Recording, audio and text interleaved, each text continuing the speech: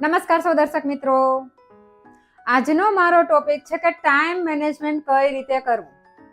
લગભગ આ પ્રશ્ન બધાને હશે કે મને ટાઈમ મેનેજમેન્ટ કરતા તો આવડે છે પરંતુ ફોલો નથી થઈ શકતું, તો શું કરવું જોઈએ. તો દોસ્તો, આ વિડીયોમાં એવી ઘણી બધી ટિપ્સ આપેલી છે કે ટાઈમ મેનેજમેન્ટ કર્યા પછી એમને ફોલો પણ થઈ શકશે.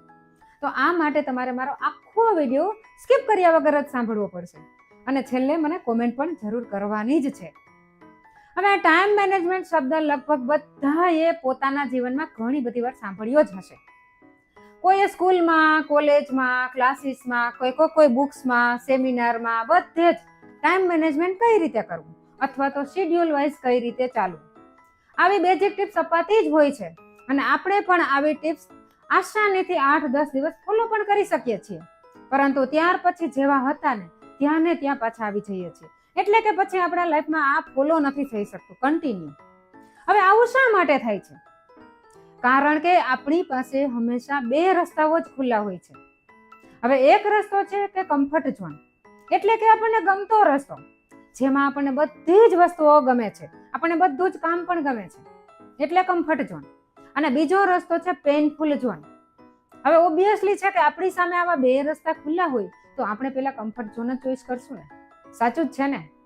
કોને પેઇનફુલ રસ્તો ગમવાનો છે જ્યારે આપણી સામે કમ્ફર્ટ ઝોન ખુલ્લો હોય તો?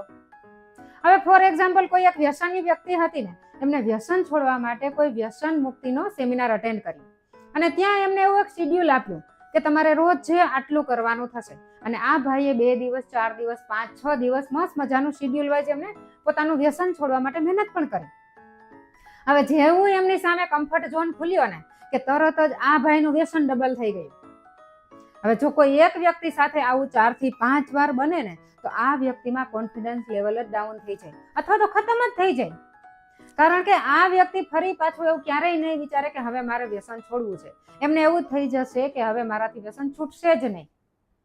તો હવે આનું સોલ્યુશન શું છે? તમે જરા વિચારો તો કે પરમેનન્ટ સોલ્યુશન શું છે આનું. હવે પેલું કે જે લોકો મજબૂર છે ને એમને તો કમ્પલસરી કોઈ પણ કામ કરવા જ પડશે. એમને તો પેઇનફુલ રસ્તો અપનાવવો જ પડશે, કારણ કે એમની પાસે કોઈ ચોઇસીસ નથી. એમને ફક્ત ને ફક્ત એમની પાસે એક જ રસ્તો છે, જે પેઇનફુલ ઝોન. હવે એમની તો બેઝિક નીડ પણ ત્યારે પૂરી થશે જો એ કામ કરશે કે જો એ પેઇનફુલ રસ્તો અપનાવશે તો. એટલે એમને તો કમ્પલસરી કરવાનું જ છે, પરંતુ આવા લોકો બહુ ઓછા હોય છે. મોટા ભાગના લોકોને ઘરે બેઠા બેઠા આસાનીથી સારા કપડાં, ખાવું, પીવું, ગાડી બધું જ આસાનીથી મળી જતું હોય તો આવા લોકો કામ શા માટે કરશે? આમાં બાળકો પણ આવી જાય, સ્ટુડન્ટ્સ પણ આવી જાય અને મોટા વ્યક્તિઓ પણ આવી જાય છે. કારણ કે સ્ટુડન્ટ હોય કે મોટા હોય, બધાને આસાનીથી જો મળી જતું હોય તો એ લોકો કમ્ફર્ટ ઝોન શા માટે તોડે? કારણ કે એ રસ્તો તો એમની માટે સતત ખુલ્લો છે. એટલે આવી વ્યક્તિઓને જો કદાચ કહેવામાં આવે ને કે તમારે ટાઈમ મેનેજમેન્ટ પ્રમાણે ચાલવાનું છે, કે તમારે ટાઈમ મેનેજમેન્ટ કરીને કરવાનું છે, શેડ્યુલ વાઇઝ તમારે ચાલવું જોશે, તો આ લોકો માટે ખૂબ જ હાર્ડ પડી જશે. એ લોકો કશું નહીં કરી શકે. હવે જ્યારે તમે ફોરેનમાં કોઈ બાળક હોય ને, એ એડલ્ટ બને ને એટલે તરત જ એમના પેરેન્ટ્સ એમને એવું કહી દે કે બેટા બસ હવે ઘણું બધું થઈ ગયું, મેં તારું સર્વાઈવ અત્યાર સુધી કરેલું છે, હવે તારે તારું સર્વાઈવ ખુદ કરવાનું છે. તો નાની મોટી કોઈ પણ જોબ કરી લે. એટલે બાળક 16-17 વર્ષનું હજી થયું હોય ને ત્યાં છે કોઈ પણ જોબ કરશે. ત્યાં નાની મોટી કોઈ જોબ કરવામાં કોઈને શરમ સંકોચ જરા પણ નથી. ગમે તે કામ એ કરી શકશે અને ત્યાંથી એ પોતાનું અર્નિંગ કરશે અને પોતાનું સર્વાઈવ પણ કાઢી લેશે. જ્યારે હવે તમે અહીંની વાત કરો, હવે બાળકમાંથી ટીનેજર બને, એડલ્ટ બને, મેચ્યોર બને કે મેરેજ થાય, ત્યાં સુધી આપણે બાળકને બાળક જ સમજીએ છીએ અને સતત આપણે એવું પૂછીએ કે બેટા તે જમી તો લીધું છે ને, તે બેટા સૂઈ તો ગયો ને, આરામ તો કર્યો છે ને. હવે આવા પ્રશ્નો જો બાળકની આસપાસ સતત ઘૂમતા હોય તો આ બાળક ક્યારે કમ્ફર્ટ ઝોન તોડી લેશે? ક્યારેય નહીં થઈ શકે. હવે બાળકના કરિયરના પ્રાઇમ ટાઈમે પણ આપણે જો એમને બાળક સમજીને કોઈ જવાબદારી જો નહીં આપીએ ને તો આ બાળક મોટું થતા પોતાનો કમ્ફર્ટ ઝોન ક્યારેય તોડી નહીં જ શકે. મારું તો એવું જ માનવું છે કે તમે બાળકને બાળક સમજીને બાળક જેટલા કામ આપો, ટીનેજરને ટીનેજર જેવડા કામ આપો ને, એડલ્ટને એડલ્ટ જેવડા કામ આપો. આપણી પાસે કામ ક્યાં ઓછા છે? ઘણા બધા એવા કામ છે કે બાળકો કરી જ શકે છે, પરંતુ નહીં.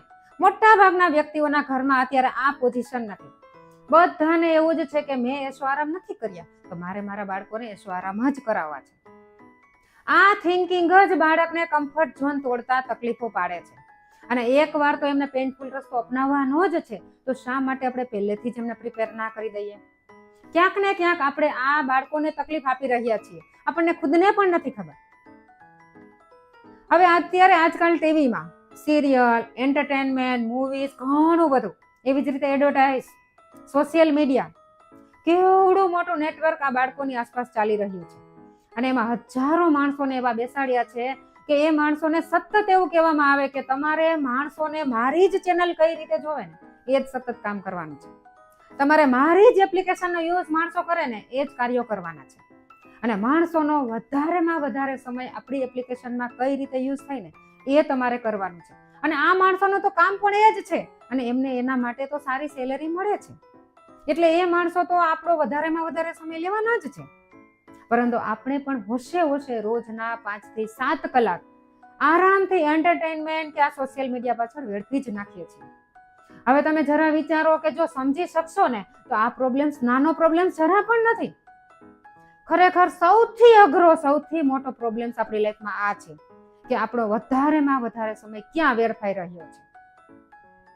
પણ જો હા તમે સમજી જશો કે મારો પ્રોબ્લેમ્સ કયો છે, અને જો તમે પ્રોબ્લેમ્સને જ સમજી જશો ને, હજી એકવાર કહું છું કે જો તમે પ્રોબ્લેમ્સને જ સમજતા શીખી જશો ને તો સૌથી પહેલું સ્ટેપ આ જ છે કે તમે ત્યાંથી સોલ્યુશન લાવી શકશો.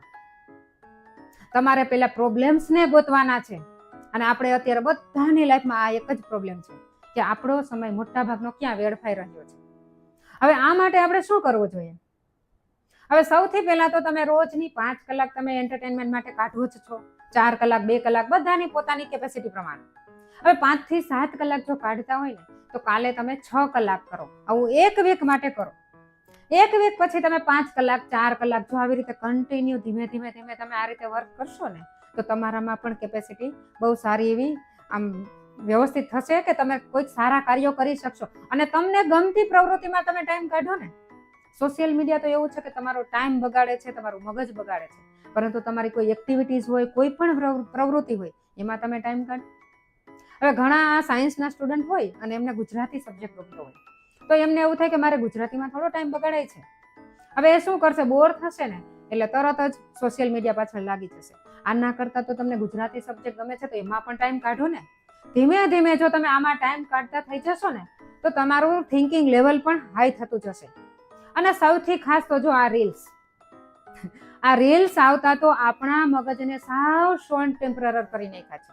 મતલબ કે શોર્ટ થિંકરર બનાવી નાખ્યા છે. દરેક પાસે અત્યારે કોઈ લોંગ થિંકિંગ છે જ નહીં. મોટા ભાગના માણસોનું બસ એવું જ માનવું છે કે મારે બધું જ શોર્ટ પીરિયડમાં થઈ જવું છે. પછી ભણવાનું હોય, પૈસા કમાવાના હોય કે કોઈ પણ કામ કરવાના હોય. સ્ટુડન્ટને પણ તમે જોજો, કોઈ લેક્ચર હશે કે કોઈ સબ્જેક્ટમાં કોઈ એક ચેપ્ટર નહીં આવડતું હોય, હવે એમને થોડો ટાઈમ લાગશે ને તો એમને બોર થશે કે મને નહીં આવડે, મને આ ગમતું જ નથી, આ મને સાવ ફાવતું જ નથી. હવે એમને આટલા જ ટાઈમમાં ખબર પડી ગઈ કે મને આ નહીં ફાવે, કારણ કે મહેનત જ નથી કરવી વધારે. એમનું માઇન્ડ જ શોર્ટ બની ગયું છે. આપણી થિંકિંગ એબિલિટી જ શોર્ટ બનતી જાય છે. કામમાં પણ તમે એકનું એક કામ 2-4 દિવસ કરશો ને તો તમને એમાં બોરિંગ, કંટાળો આવવા લાગશે. પૈસામાં પણ એવું જ છે. 30-35 વર્ષની ઉંમરે જો તમે પૈસા નથી ભેગા કરી શક્યા તો તમે બોર થઈ જશો લાઈફથી. અને એટલે જ આ સ્યુસાઇડના કેસ પણ વધતા જાય છે, કારણ કે માણસો બોર થતા જાય છે. આપણું માઇન્ડ છે, આપણું થિંકિંગ લેવલ છે એ શોર્ટ થતું જાય છે. ક્યાંક ને ક્યાંક આ રીલ્સ એના માટે જવાબદાર છે. અને આપણે બધા જ અત્યારે રીલ્સ 2 સેકન્ડ, 5 સેકન્ડ, 30 સેકન્ડમાં પૂરી કરીએ છીએ. અને આવી રીલ્સ આપણને બહુ ગમે છે. અને એના લીધે કોઈ લોંગ વિડીયો હશે ને તો માણસો લોંગ વિડીયો નહીં જોવે, એ સ્કીપ કરીને જોશે. ખરેખર સારો વિડીયો હશે તો પણ નહીં જોવે, કારણ કે લોંગ છે. આ બધાય આવું કરે જ છે ને. એટલે જ મારું એવું માનવું છે કે જો તમારી પાસે આટલો ટાઈમ છે, તમે રોજની 1 કલાક સારા માટે કાઢવાના હોય ને તો તમને ગમતી પ્રવૃત્તિ કરો. કોઈ પણ ગમતી પ્રવૃત્તિ. એના માટે આજે 1 કલાક, અઠવાડિયા પછી 2 કલાક, આ જેમ જેમ તમારો આ પીરિયડ વધતો જશે ને એટલે તમારું માઇન્ડ ડાયવર્ટ થઈ જશે અને તમારું જે થિંકિંગ લેવલ છે હાઈ થઈ જશે. અને આ જે લેવલ છે કે તમને તમારી સફળતા સુધી પહોંચાડી દેશે. હજી તો આ વિશે મારે ઘણું બધું કહેવું છે, પરંતુ આ અત્યારે રીલ્સનો જમાનો છે ને એટલે મારો વિડીયો મારે અહીં શોર્ટ કરવો જ પડશે.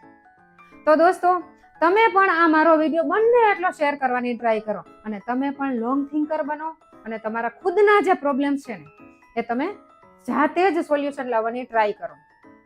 કારણ કે તમે તમારા નિર્ણયો છે કે જાતે લેતા શીખશો તો જ તમારામાં એબિલિટી વધશે.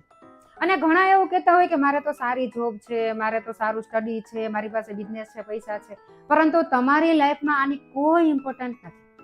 આ ખાસ એક વસ્તુ સાંભળજો, તમારી લાઈફમાં ફક્ત ને ફક્ત એવી વસ્તુની ઇમ્પોર્ટન્ટ છે કે તમે એક એવી વ્યક્તિ બની જાઓ કે કોઈ પણ તમારી લાઈફમાં પ્રોબ્લેમ્સ, મુશ્કેલી કાંઈ પણ આવે ને એમના સોલ્યુશન તમે જાતે ગોતતા શીખી શકો અને આસાનીથી ગોતી લો.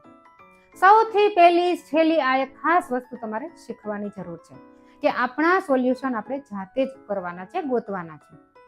ધન્યવાદ.